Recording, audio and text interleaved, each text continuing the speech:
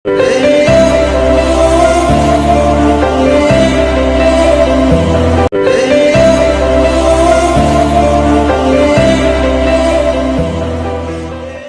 అందరికీ, ఈరోజు వీడియోలో రాగి పిట్టు ఎలా తయారు చేయాలో ఈ వీడియోలో చూసేద్దాం. ఇప్పుడు ఈ కాలంలో చిన్నపిల్లల నుంచి పెద్దవాళ్ళ వరకు కాళ్ళ నొప్పులు, నడుము నొప్పితో బాధపడుతూ ఉంటారండి. కాల్షియం తక్కువగా ఉండడం వల్ల అలా నడుము నొప్పి వస్తూ ఉంటుంది. ఇలాంటి సాంప్రదాయ వంటకాలను మర్చిపోవడం వల్లనే నడుము నొప్పి, మోకాల నొప్పులు వస్తున్నాయి. ఒక కప్పు రాగులు తీసుకొని ఈ విధంగా గ్రైండ్ చేసుకోండి. మీ దగ్గర రాగి పిండి ఉన్నా కూడా ఇక్కడ చూపించిన విధంగా మీరు తయారు చేసుకోవచ్చు. కొద్ది కొద్దిగా పిండిలో వాటర్ యాడ్ చేసుకుంటూ కలుపుకోవాలి. మరీ ముద్దగా కాకుండా ఈ విధంగా పొడి పొడిగా వాటర్ వేసుకుంటూ కలుపుకోవాలి. కాటన్ క్లాత్ని ఈ విధంగా తడి చేసుకోండి. వెడల్పుగా ఉన్న పాత్రను తీసుకొని సగం వరకు నీళ్ళు తీసుకోండి. తర్వాత కాటన్ క్లాత్ని ఈ విధంగా వేసి తాడుతో ముడివేయండి. పిట్ అనేది ఆవిరితోనే ఉడికిపోతుందండి. ఇలా చేసుకోవడం వల్ల టేస్ట్ కూడా చాలా బాగుంటుందండి. లేదంటే ఇడ్లీ పాత్రలు కూడా చేసుకోవచ్చు. ఇప్పుడు మనం కలిపి పెట్టుకున్న రాగి పిండిని ఈ విధంగా స్ప్రెడ్ చేసుకోవాలి. క్లాత్ అనేది ఖచ్చితంగా కాటన్ క్లాత్ అయ్యి ఉండాలండి.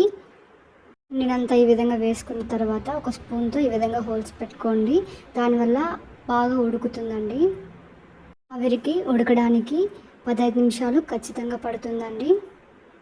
ఈ విధంగా చేసుకున్న తర్వాత ఆ క్లాత్తోనే క్లోజ్ చేసుకోవాలి కంప్లీట్గా. ఇప్పుడు ఈ గిన్నెకి సరిపోయే పాత్రను ఇక్కడ చూపించిన విధంగా పైన బోర్లించుకోవాలి. ఈ విధంగా మూత పెట్టడం వల్ల ఆవిరి అనేది బయటికి పోకుండా పిట్ అనేది చాలా బాగా ఉడుకుతుందండి. ఒక 5 నిమిషాల తర్వాత ఓపెన్ చేసి చూస్తే పిట్ అనేది ఇంకా ఉడకలేదండి. మీకు చూస్తుంటేనే అర్థమవుతుంది. ఒక 15 నిమిషాల తర్వాత పిట్ అనేది ఈ విధంగా బాగా ఆవిరితోనే ఉడికిపోయింది. మన పెద్దవాళ్ళు ఇంత ఆరోగ్యంగా ఉన్నారంటే కేవలం ఇలాంటి ఆహారం తీసుకోవడం వల్ల, వాళ్ళు కష్టపడి పని చేయడం వలన మాత్రమే నొప్పి, బీపీ, షుగర్లు లేవండి. తమిళనాడు, కేరళ వాళ్ళకి ఇది కామన్ బ్రేక్ఫాస్ట్ అండి. ఇప్పుడు ఉడికిచ్చిన పిట్టును తీసుకొని దంచి పెట్టుకున్న యాలకులు, కొబ్బరి తురుము, బెల్లాన్ని వేసుకొని బాగా మిక్స్ చేసుకోవాలి. అంతే అండి, ఎంతో ఈజీగా రాగి పిట్టు అనేది రెడీ అయిపోయింది.